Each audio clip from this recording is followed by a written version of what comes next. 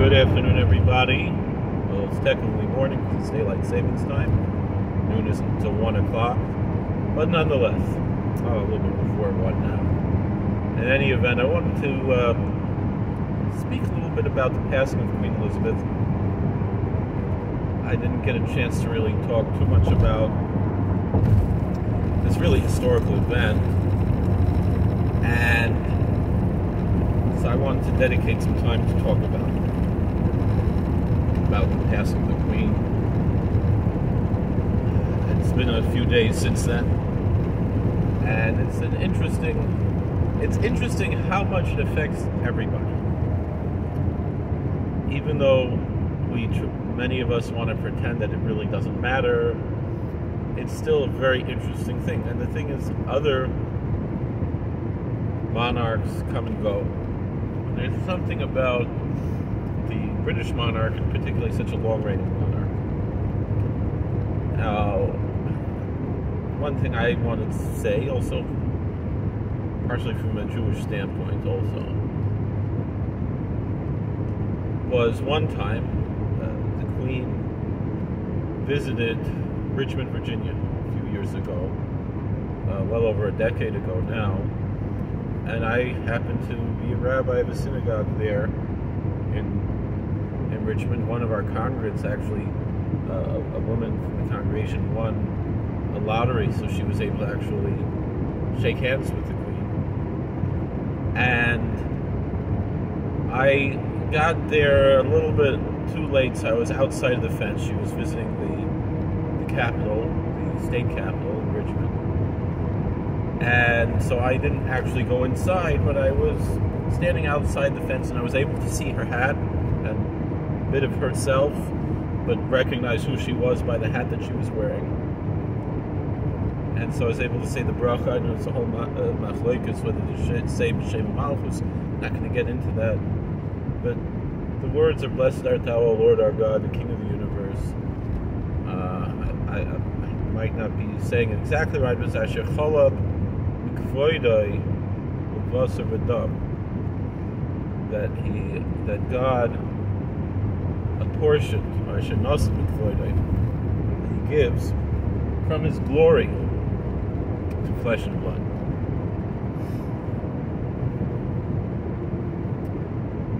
And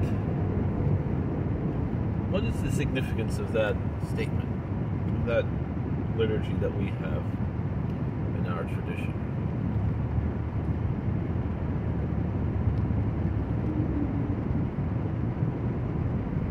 The way I see it is as follows, is that the way I understand it, and I recited that liturgically 3 times in my life, twice upon the President of my country, the United States of America. Again, I'm not going to say whether or not I said b'shem malchus. And once on the Queen of England. And so it was the 2 presidents that I've seen with my own eyes were President Trump and President George W. Bush. And Queen of England was the other. And to recite this bracha, in general, it represents an archetype of ideas that we have in general in regard to our relationship with God. And I think this is really what I want to focus on in this discussion here.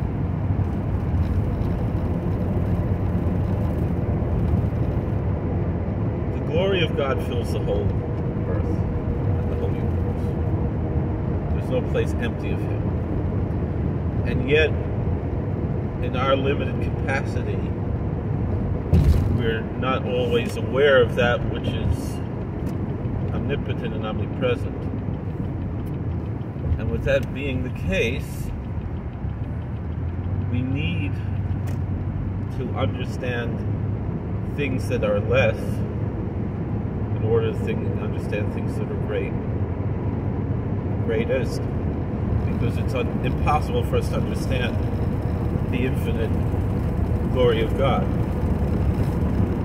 And so, to give a portion, a measure of that glory to human beings is there for a purpose, as a lesson. And so the truth of the matter is, we are impressed, and people often wonder why I personally chase worldly, secular pursuits, to experience things that cause emotions to feel in a certain way, to enjoy things that are permitted, even if they're not. And someone recently was commenting about this and the pain that I caused them, and I apologize for that pain, by pursuing things that are permitted, even if they are unconventional and perhaps what one might call unorthodox, but really are not. They're totally orthodox and totally orthoprax, but not necessarily the common practice in our tradition. And this explains a little bit why. That to find this experience, meaning to go and meet someone who is interesting because of their celebrity, and to have fellowship with like-minded people, serves that purpose of understanding how much greater the glory of God is. I'll give you an example. I was with a friend of mine who is not a Belzer Chassid, right? To say the least, right? He's and neither am I. And he said, "Let's go visit the Belz Medrash in Yerushalayim." And I said, "Why?" Well, you know, it's a nicht inzeret, right? Both he and I would identify more ideologically in that particular machlokes, even if obviously not with this issue that I'm talking about, but certainly, you know, when it comes to issues of Israeli government and things, I would identify personally with the Haredis, you know, and with in America with the Sachtas Rabbanim, with their ideology.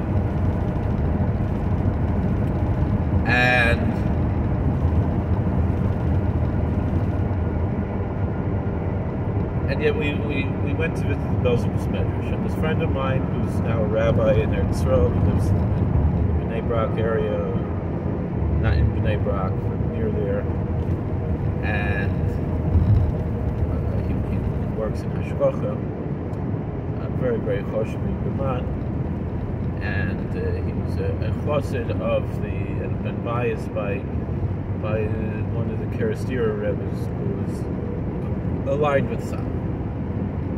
And so he said to me, and he was expressing how impressed he was. So this is Malchus, this opulence of the Belzer Medrash, very opulent city, right?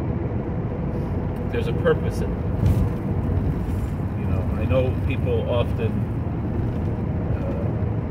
find opulence in a religious setting to be distasteful, but it's important because it represents a small measure of the glory of God. And so when you feel that impressive feeling, when you enter into a house of worship that is opulent, it engenders those emotions to make us recognize that the infinite glory of God is much greater than this. And I would not have thought of this if I didn't experience it. On the other hand, there's the place where the infinite and the infinitesimal meet. Maybe in the comment section, you could, someone who knows might mention which movie that's from. But the meeting of the infinite and the infinitesimal also is found when you go and minister to the least of these, when you go to the homeless shelter, or you worship in a place, or not even the shelter, just on the street, ministering to the homeless. And also, if you have a simple house of worship, a shtibel, where you don't have the opulence, you have the simplicity, and yet you find God there as well. There's a story that the Tzemach Tzedek met the Heiliger Visioner, I believe. It was one of the Lubavitcher Rebbe's. Met the Heiliger Visioner, and it was assumed that they would disagree greatly because of their different derech and avodah, where the Tzemach Tzedek embraced simplicity and the Heiliger Visioner embraced opulence. And yet they both had tremendous respect for one another because they understood one another. They knew that they were both taking different roads to the same place. And they were both following Torah. They were both totally Orthodox. They were both Hasidic. And their different paths were both leading to the same goal. And probably the most impressive, even though I think of the three people that I said that bracha on, the least impressive person, but the most impressive experience I had saying the bracha, meaning when you see that opulence, it opens your heart and your mind to the glory of God that's much, much, much, much greater than that. But in seeing this opulence, so I remember the thing that impressed me the most, even though I think the most impressive between the Queen of England, President Bush, and President Trump, the most impressive person was President Trump, and the least impressive person was President Bush, of those three. And yet, when President Bush was driving by, he was going they were driving him very fast. It was a whole motorcade. And finally we saw him and we were so excited.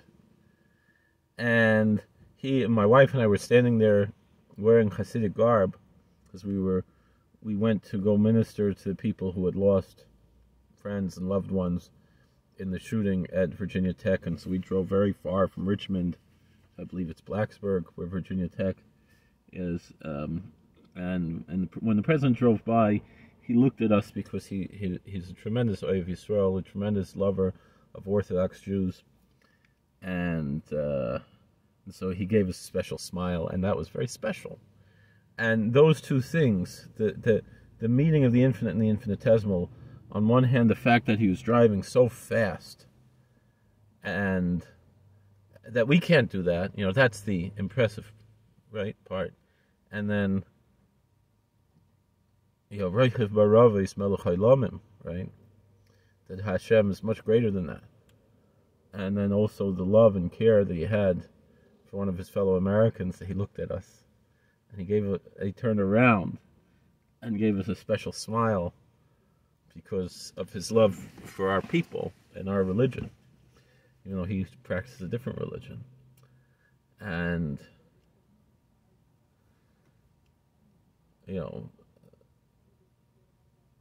all of that is pretty much what I wanted to reflect on.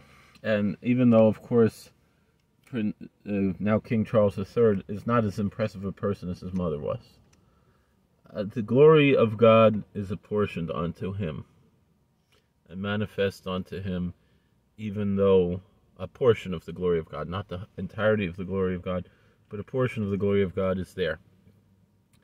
And and that apportionment is something that we can celebrate, recognize, and look at. look upon. And I think that's something to be discussed with this aspect. But I was very impressed, of course, when it was one of the members of Parliament got up and said that the Queen lived 96 years, a Frum Yid, one of our brothers, and he said that's the Gematria of Tzav, and that she understood the duty. And one thing I'll share from Rabbi Fishbane, from our chief rabbi of White Lake, where I live, is that he said that the son of Lord Jacobowitz was the chief rabbi of England, I believe in the 80s and 90s. And he was a doctor. The son of the chief rabbi was a doctor at a nearby camp, Camp Sternberg. And actually his son, his grandson of the chief rabbi, was a chazan in our shul in Richmond for the high holidays over the years. But he said that the incredible thing about the Queen of England was that she respected Lord Jacobowitz because he was a Shomer Torah mitzvahs, and he had stayed true to his faith no matter what. And someone to recognize the importance and beauty of Torah shows how special she was. And halavai, I'll say that some of our brothers and sisters in blood, if not in faith, would grow to appreciate Torah instead of fighting against Torah, which is what we're unfortunately experiencing now in the state of New York. God bless. Please like, share, subscribe, comment. We'll see you later.